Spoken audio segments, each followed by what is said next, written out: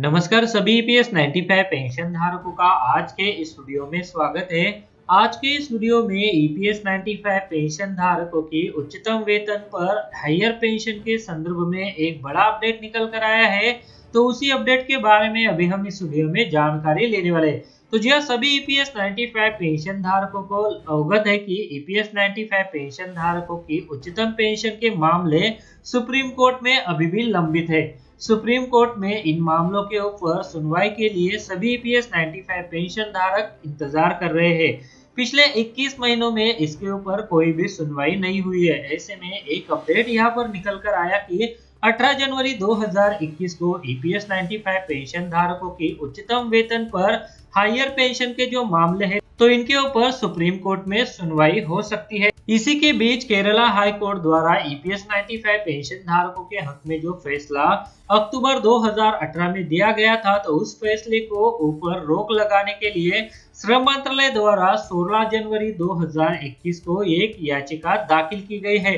तो जो इसकी वजह से ईपीएस 95 पेंशन धारकों की हायर पेंशन को खतरा हो सकता है। तो जो आज के इस वीडियो में ये जो अपडेट है, तो उस अपडेट के बारे में हम आपको पूरी जानकारी देने वाले हैं। तो आप इस वीडियो के साथ अंत तक बने रहिए ताकि ये जो बड़ी खबर ईपीएस 95 पेंशन धारकों की उच्चतम पेंशन को लेकर निकल कर आई है, तो इसके बारे में आपको पूरी जानकारी मिल सके। और ईपीएस 95 पेंशन धारकों से संबंधित आगे आने वाले अपडेट को जानने के लिए अगर आपने चैनल को अभी तक सब्सक्राइब नहीं किया है, तो वीडियो के नीचे जो रेड कलर का बटन है तो उसे प्रेस करके आप चैनल को सब्सक्राइब करके रख लीजिए ताकि भविष्य में जो भी अपडेट आए तो उसका नोटिफिकेशन आपको सबसे पहले मिल सके।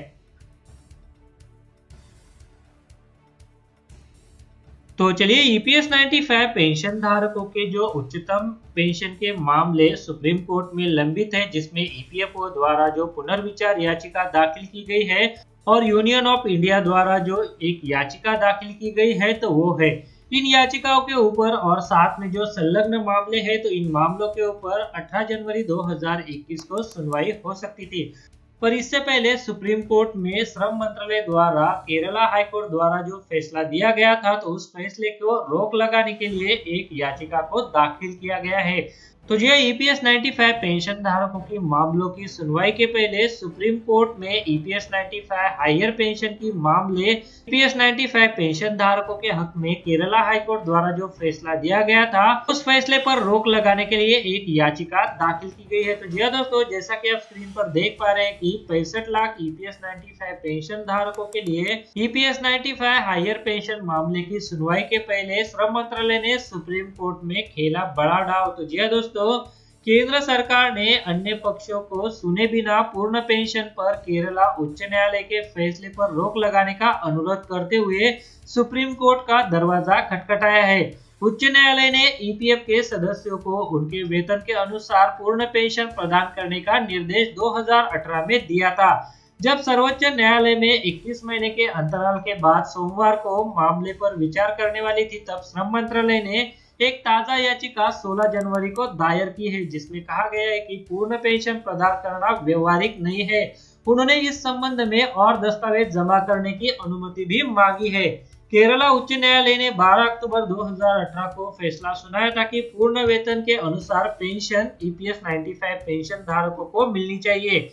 ईपीएस 95 में कर्मचारी की हिस्सेदारी की गणना के आधार पर वेतन की 15,000 रुपए की तय सीमा की गई थी, जिसे निरस्त कर दिया गया था। इसके साथ कर्मचारियों के वेतन के अनुसार पेंशन की अनुमति दे दी गई थी। सर्वोच्च न्यायालय ने भी 1 अप्रैल 2019 को कर्मचारी पेंशन योजना से मासिक पेंशन पर केरल उच्च न्यायालय के फैसले को बरकरार रखा था। इसके बाद ईपीएफओ ने एक समीक्षा याचिका दायर की और श्रम मंत्रालय ने उच्च न्यायालय के फैसले के खिलाफ एक अपील दायर की। केंद्र द्वारा दायर की गई अपील में यह बताया गया है कि 15,000 रुपए की सीमा का निर्धारण आर्थिक और सामाजिक रूप से पिछड़े लोगों को लक्षित किया गया था। अगर सीमा को रद्द करने के फैसले को लागू किया गया तो ईपीएस में 15,28,519.97 करोड़ रुपए की कमी होगी। हाईकोर्ट के फैसले के बाद ईपीएफओ को 849.76 करोड़ रुपए देने थे। केंद्र ने कहा था कि यदि सर्वोच्च न्यायालय श्रम मंत्रालय की अपील को बरकरार रखती है तो बढ़ी हुई पेंशन वापस नहीं ली जा सकती। फैसले के बाद पेंशन 50 गुना बढ़ जाएगी। यह भारी भरकम राशि कर्मचारियों की सेवानिवृत्ति के अवधि के दौरान वसूल नहीं की जा सकती, इसलिए फैसले को तुरंत रोक दिया जाना चाहिए। श्रम मंत्रालय के अपर सचिव समीर कुमार दास ने यह अनुरोध किया है। न्यायमूर्ति यूयू ललित की अध्यक्षता वाली 3 संसदीय पीठ सोमवार को श्रम मंत्रालय द्वारा उच्च न्यायालय के फैसले के खिलाफ दायर अपील और सर्वोच्च न्यायालय के फैसले के खिलाफ जो उच्च न्यायालय के फैसले को बरकरार रखती है, ईपीएफओ की समीक्षा याचिका पर विचार करेगी। ईपीएफ सदस्यों को वर्तमान पेंशन की पूर्ण विवेचना से इनकार किया जाता है कि अपील और समीक्षा याचिका न्यायालय के विचाराधीन है। तो यह ईपीएस 95 पेंशन धारकों के उच्चतम वेतन पर उच्चतम पेंशन के भुगतान के संदर्भ में ये जो बड़ा अपडेट निकल कर आया था, जिसमें यहाँ पर बताया गया है कि सुप्रीम कोर्ट में ईपीएफओ द्वारा जो पुनर्विचार याचिका और यूनियन ऑफ इंडिया द्वारा जो उच्चतम न्यायालय के फैसले के विरोध में एक याचिका दाखिल की गई है, तो इन याचिकाओं के ऊपर 18 जनवरी 2021 को सुनवाई हो सकती है। पर इससे पहले सुप्रीम कोर्ट में श्रम मंत्रालय द्वारा जो केरला हाई कोर्ट द्वारा फैसला दाखिल किया गया है, तो उस फैसले को रोक लगाने के लिए एक और याचिका को नए से यहाँ पर दाखिल कर दिया गया है। इसके लिए यहाँ पर अतिरिक्त डॉक्यूमेंट दस्तावेज जमा करने की अनुमति भी मांगी गई है। तो जो ईपीएस 95 पेंशन धारकों की ये जो उच्चतम पेंशन का मामला है, तो और यहाँ पर लंबा होता जा रहा है, क्योंकि देश के लगभग 65 लाख जो अभी मौजूदा समय में 68 लाख हो गए हैं, तो सभी ईपीएस 95 पेंशन धारक उच्चतम वेतन पर हायर पेंशन के फैसले का इंतजार सुप्रीम कोर्ट में कर रहे हैं। ऐसे में यहाँ पर लंबे अंतराल के बाद लगभग 21 महीनों के बाद ईपीएस 95 पेंशन धारकों के उच्चतम पेंशन के मामलों को यहाँ पर सुनवाई के लिए लिया जाने वाला है। ऐसे में यहाँ पर ये जो अपडेट निकल कर आया है, इससे ईपीएस 95 पेंशन धारकों को एक बड़ा झटका लग सकता है, क्योंकि एक और याचिका और इस याचिका को फिर से लड़ना पड़ सकता है। तो जी आज के इस वीडियो में ये जो अपडेट है, तो उसके बारे में हमने आपको इस वीडियो में पूरी जानकारी दी। वीडियो में दी गई जानकारी आपको अच्छी लगी तो वीडियो को लाइक जरूर कीजिएगा, और अगर आपने चैनल को अभी तक सब्सक्राइब नहीं किया है, तो वीडियो के नीचे एक रेड कलर का बटन है, उसे प्रेस करके आप चैनल को अभी सब्सक्राइब करके रख लीजिए, ताकि भविष्य में आपसे संबंधित जो भी अपडेट आए तो उसका नोटिफिकेशन आपको सबसे पहले मिल सके।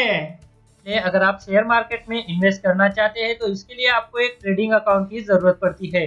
ट्रेडिंग अकाउंट ओपन करने के लिए वीडियो के डिस्क्रिप्शन में मैंने आपके लिए एक लिंक दे के रखा है।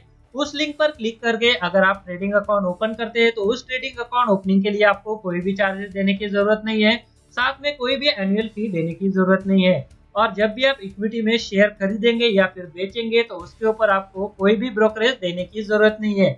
अगर मान लीजिए आपने 100 रुपए का कोई शेयर खरीदा और उसे 150 रुपए में बेच दिया, तो जो 50 रुपए का फायदा होगा तो वो सीधे आपकी जेब में जाएगा। इसके ऊपर जो है वो आपको कोई भी ब्रोकरेज चार्जेस देने की जरूरत नहीं है, कोई भी यहाँ पर आपको चार्जेस नहीं है। तो इसके लिए अगर आप अकाउंट ओपन करना चाहते हैं, तो वीडियो के डिस्क्रिप्शन में मैंने एक लिंक दिया हुआ है, तो उस लिंक पर क्लिक करके आप घर बैठे ऑनलाइन एक डीमैट अकाउंट ओपन कर सकते हैं। इस वीडियो को देखने के लिए आपका बहुत बहुत धन्यवाद। अगर आपको कोई सवाल है या फिर कोई कमेंट है, तो आप इस वीडियो के नीचे जो कमेंट बॉक्स है वहाँ पे कर सकते हैं। और साथ में दोस्तों, अगर आप मेरे चैनल पे पहली बार विजिट करें, तो मेरे चैनल को सब्सक्राइब कीजिए, और जो उसके बाद बेल का आइकॉन आएगा उसे भी आप प्रेस कर दीजिए, ताकि मेरे जो आने वाले वीडियोज है वो सबसे पहले आपको देखने को मिल सके।